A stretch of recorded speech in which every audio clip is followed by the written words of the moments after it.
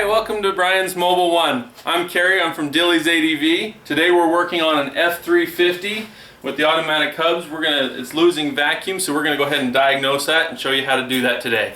So, start by taking off the wheels. You've never used that before. What do you think? I like it actually. Stay on the gas. It's not as loud, is it?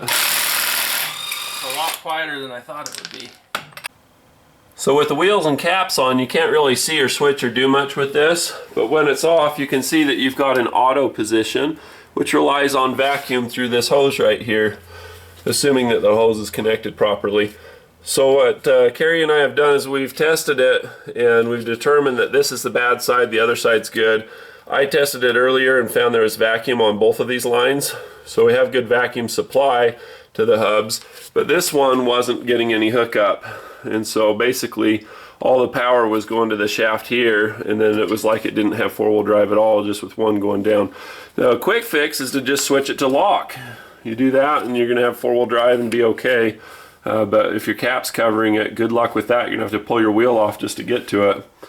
So here we're gonna do a little demonstration. Alright, so just put it on there. So we'll have a link in the description with a vacuum pump like this. With a vacuum pump, you can plug this into either the hose and you can detect vacuum because it'll go up without you doing any pumping, or like Kerry's got going on here, you put it on and it'll hold a certain level. So that's what it should look like, and you heard it hiss when we pulled it off. Here's the bad side. We've already tested this off camera and we've demonstrated that if you were to do this for exactly 1,000 years, it would look just like this. When you pull it off, no sound. So we've got a vacuum leak on this side. This is why the four-wheel drive isn't working. So what we're doing first is we're just using a torch. What is that, a T20 or T15? T27. T27, that's an odd duck.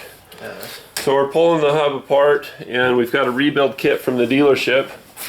It's kind of a fun thing to say. So this is the inner seal that goes on the hub assembly, I believe. And then the rest of this, we've got new bolts, and then we've got the O-rings to go on the hub assembly, and then we also have the same thing over again. So basically we just got all these O-rings. Basically what happens is these dry out, and they either crack or split or just separate completely, and it causes you to leak vacuum. And for the low price of like $90, all this can be yours. Pull the bolts out, and then just what do we do next? Just slide this guy out like so. Takes a little bit of wiggling, but it'll come out pretty easy. Not bad. So let's have a look at that orange O-ring. What does that look like?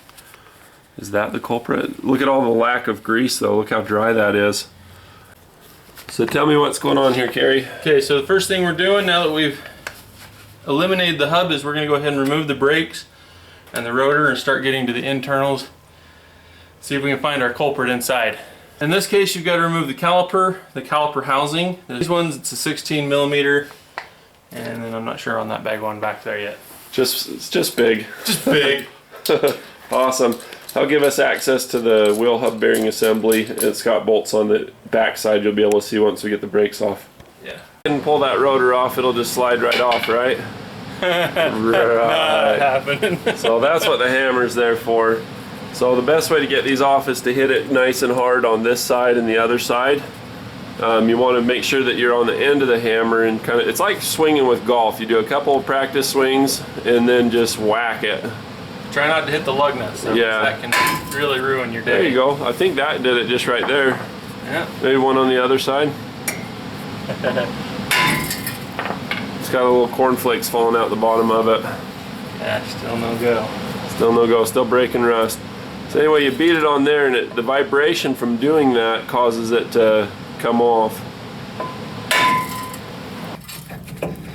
Good gravy. We'll edit all this part out. We just got to get the victory when that comes. Gotta get a little mad, but keep the knuckles intact. Yeah. That's hanging up on the wheel studs. That's working. There we go. Haha, see? Easy. This gives us access to the ABS sensor. We're going to be pulling that out.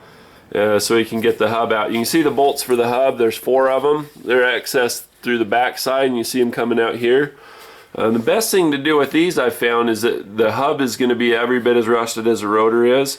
So what we're going to do, we're going to back these out until the threads aren't showing anymore. And once they're not showing, we're going to use an extension and a socket against the radius arm and basically use the power steering to pop that and push it. It pushes the socket and the bolt and everything. It translates out through and gets it started to come out. Yep. So we're doing a little PB blaster. I'll put a link in the description for that too. But basically that just causes the dust to be more like slippery mud than sticky cornstarch.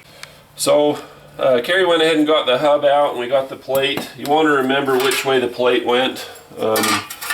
It's going to go like that to give room for your brakes. If you put it on wrong, you'll be kind of disappointed. Sometimes it won't go on wrong, but anyway. So here's what we've got. We've got the hub assembly, and it came out pretty easy this time, but if they don't come out easy, you know, put a socket on the nut when it's backed up. You want to make sure you got enough threads, but you just turn the steering, and when you turn the steering, it pushes that against the side and it'll push it out. Yeah. So when you look up in there, that's the hole for the vacuum. So there's a seal in here, and that seal seems to be good except for around this flange possibly. But if you go like this, it just leaks and leaks and leaks. But if you look at the gauge here while I plug it and pump it, you can see it just goes right up. So that's the cavity where our leak is. So the leak is either going to be in the hub itself on the outside or on this inner part here. So here we have the hub, and if we manually do it, then it actuates a rubber diaphragm that you can see if you look on here. I'll see if I can hold that still. And you can see the shine on the black rubber. So if the hub's bad, it's easy to just replace the hub, but these are like 300 bucks. There's also a big black rubber seal that's on the outside here. I'm saying that maybe this is where leak is. You see on the body, you got this one, it's got a bunch of rust on it. So we've got that and this. I kind of want to throw it back together and see if it fixes it before going back to the dealer. But here's that big black ring, and we have that. And here's our orange O-ring. Alright, so we just got into this, and you can see if you look real close that the seal just back in here. Let's see, where's my finger? You can see the actual seal is turning. So we've discovered that seal has completely torn, causing our vacuum leak. So here we have the old and the new. These are the same thing. All the metal part of this is still stuck to the axle, and then this part I just wound up prying for all I was worth, you know, Carrie and I both, to get that out. It sits clear back in here, and then that little hole for the vacuums here. So this is the whole backside sealing on the axle. The wheel joint actually failed. It's all locked up, and it knocks instead of moving. So basically this thing was chewing this out. And this is the middle part of the seal. You can see the little retaining spring. Let me get a tool so you can see what I'm talking about. But you can see this is the retaining spring that holds the lip of the seal on. And the rest of the seal is all ripped out and just stuck in there. You can see where it is pressed onto the axle. I'm going to grab a hammer real quick and see if I can knock that off. So here's the inner part of the seal and the outer part, and then I'm just beyond words. I just didn't see that coming. As if these weren't hard enough to put in as it is, you got to get this perfectly straight all the way. I'm so happy right now, and pretty. Cool, let's do some freaking wheel joints. Just real quick, this is that wheel joint that we knew we had a problem with. I was breaking out these C-clips, and I was looking at this, and I thought I found something that might be part of your problem. Don't think it's supposed to have that big gap in the cap there. So something to probably avoid in the future is not to have big holes in the bearing caps. Hello. Hey, Chug. You're in the shop, dude. You're totally killing. Go on. Go over there. Go on. Go on. This needs to press on. It's got this nice tapered thing here.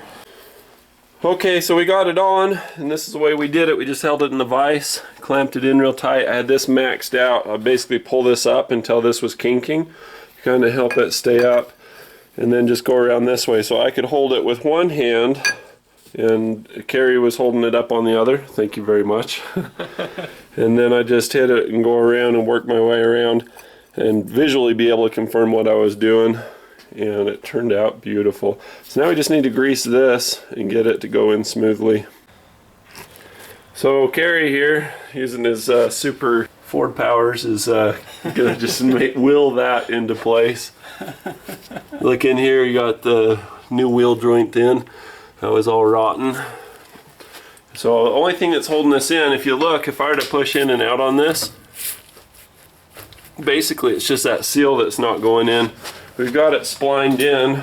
We tore all this open because we couldn't get the axle shaft out, and I was thinking there'd be a C-clip or something for sure, but it was just that seal holding the axle in. So we didn't have to open this up or drain the gear oil, except verification that we're going the right way. So I've got a little pry bar that's been abused. Poor little pry bar, but basically it's bottomed out.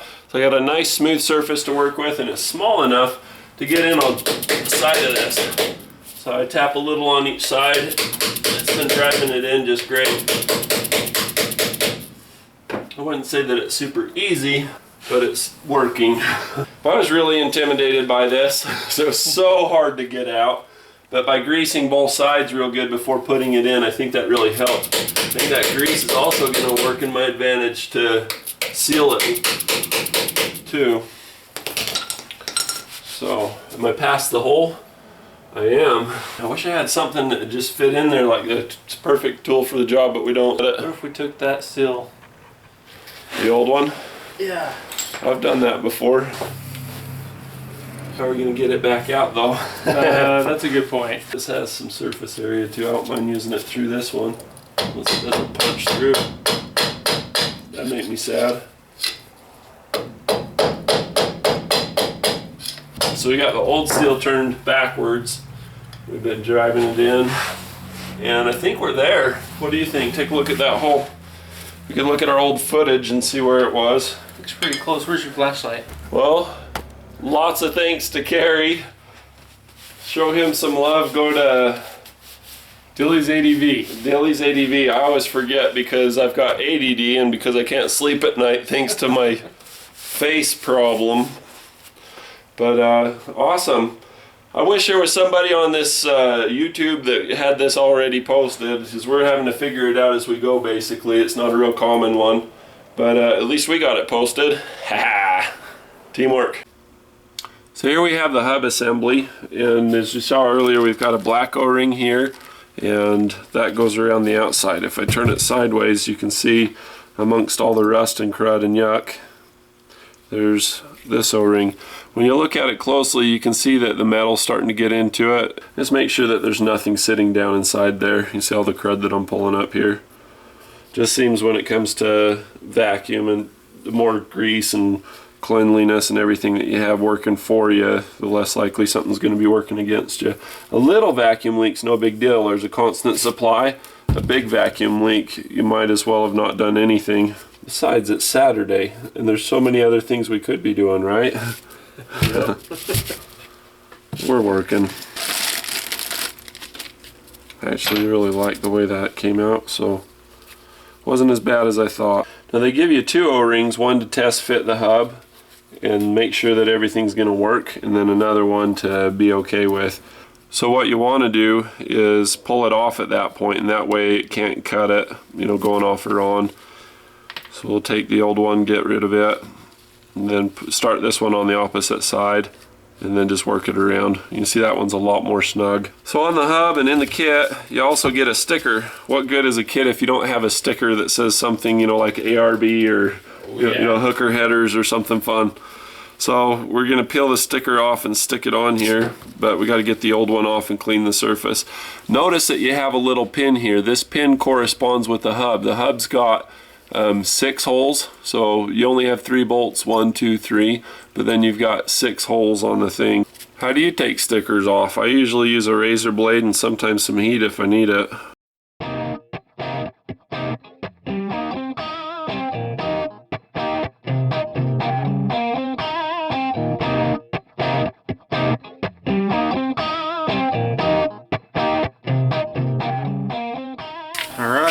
we got all that off. Awesome. Well, everything's all cleaned up and looking great. Just went through with the dental pick and just trying to get the remaining, I don't know what else to call them, boogers comes to mind, and nothing's better than that. Take our sticker, peel off the adhesive backing. It's lunchtime, huh? Get the brain some fuel. So anyway, we got this all in there and under control, looking good. So we've got the 3 major seals that you normally have to deal with.